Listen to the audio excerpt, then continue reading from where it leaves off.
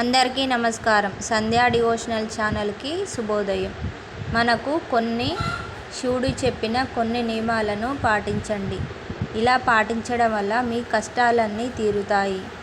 మీ ఇంట్లో ధన సంపద పెరుగుతుంది. ఎప్పటికీ మీ ఇంట్లో పేదరికం అనేది ఉండదు.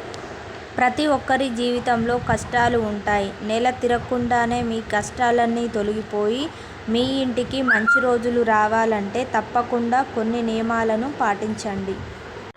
శివ పురాణాల ప్రకారం స్వయంగా పరమశివుడే కొన్ని ముఖ్యమైన నియమాలను వివరించాడు.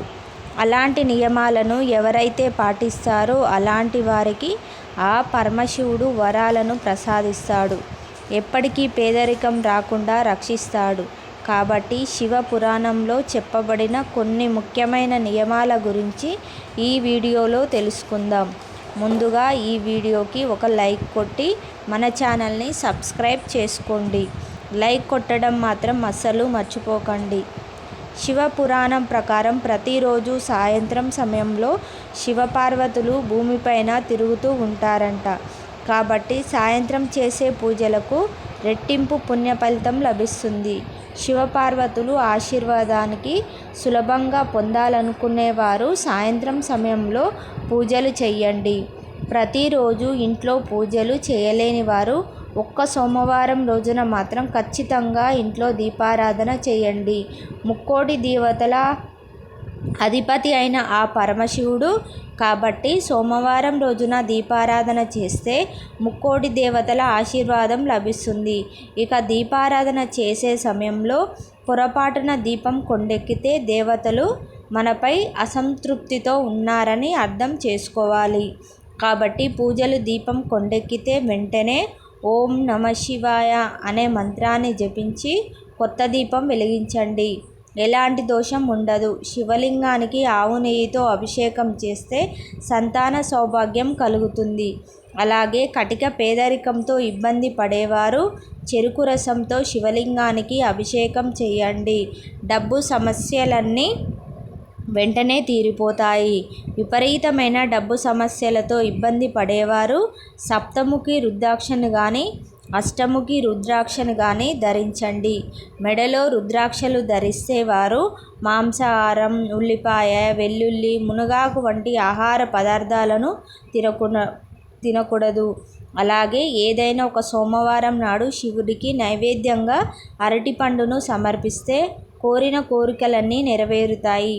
అలాగే అప్పుల సమస్యలతో బాధపడేవారు పరమశివుడికి నైవేద్యంగా నేతితో తాలింపు వేసిన దద్దోజనాన్ని నివేదిస్తే అప్పుల సమస్యలన్నీ వెంటనే తొలగిపోతాయి. త్వరగా ఐశ్వర్యవంతులవుతారు. అలాగే ప్రతిరోజు ఉదయం స్నానం చేసి మీ పూజ గది ముందు కూర్చొని ఓం నమః శివాయ అనే మంత్రాన్ని 108 సార్లు జపించండి. సర్వ పాపాల నుండి విముక్తి లభిస్తుంది. మీ కుటుంబానికి చాలా మంచి జరుగుతుంది. శుక్రవారం మరియు ఆదివారం రోజుల్లో కొత్త గాజులు కొంటే చాలా మంచిది. ఈ 2 రోజుల్లో పెళ్ళైన ఆడవారు కొత్త గాజులను వేసుకుంటే మీ భర్త ఆయుష్ పెరుగుతుంది.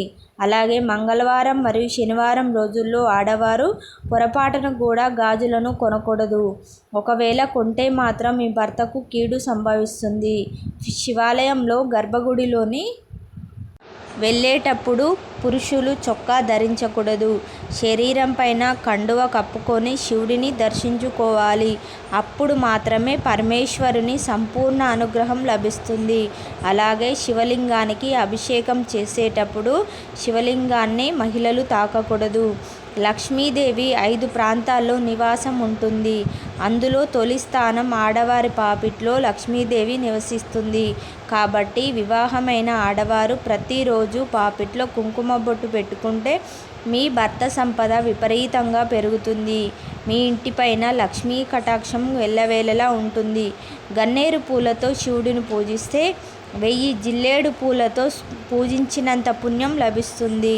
ముఖ్యంగా డబ్బు కావాలనుకునేవారు గన్నేరు పూలతో శివుడిని పూజించండి. మీ ఇంట్లోకి పుష్కలంగా డబ్బు చేరుతుంది. అలాగే ఇంట్లో దీపారాధన చేసే సమయంలో దేవుడికి నైవేద్యంగా ఒక చిన్న బెల్లం ముక్కను సమర్పించండి. మీ పూజకు రెట్టింపు పుణ్య ఫలితం లభిస్తుంది.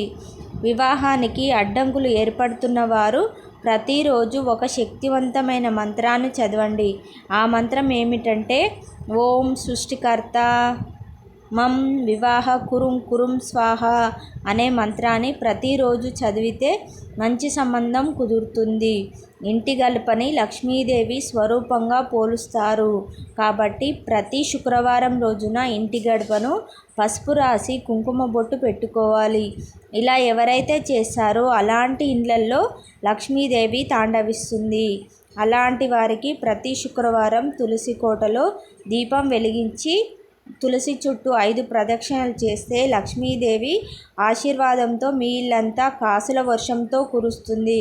వాస్తు ప్రకారం ఇంట్లో భోజనం చేసే సమయంలో ఉత్తరముఖంగా కూర్చొని ఆహారం తింటే మీ ఇంటి ఆదాయం పెరుగుతుంది. వారంలో ఒక్కసారైనా సరే స్నానం చేసే నీటిలో కొంచెం రాళ్ళ ఉప్పు వేసుకొని స్నానం చేయండి. నరదిష్టి దోషాలన్నీ తొలగిపోతాయి.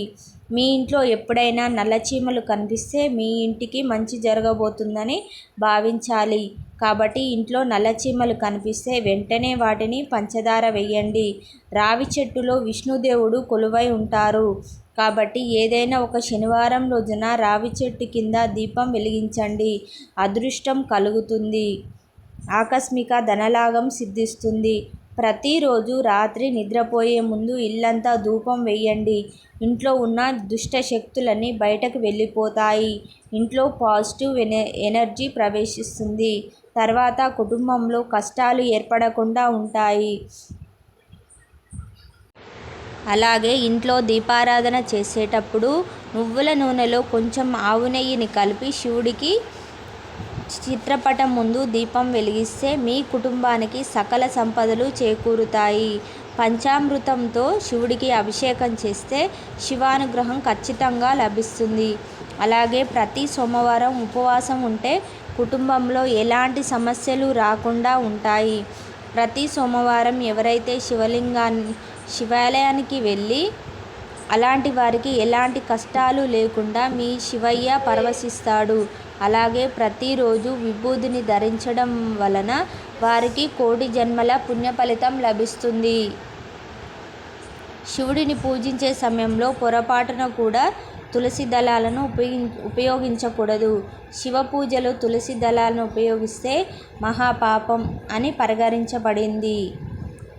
మనకు ఇలా శివుడు చెప్పిన కొన్ని నియమాలను పాటించడం వలన మనకు చాలా మంచి జరుగుతుంది. ఈ వీడియో కనుక మీకు నచ్చినట్లయితే లైక్ చేయండి, షేర్ చేయండి, సబ్స్క్రైబ్ చేయండి. Thank you for watching.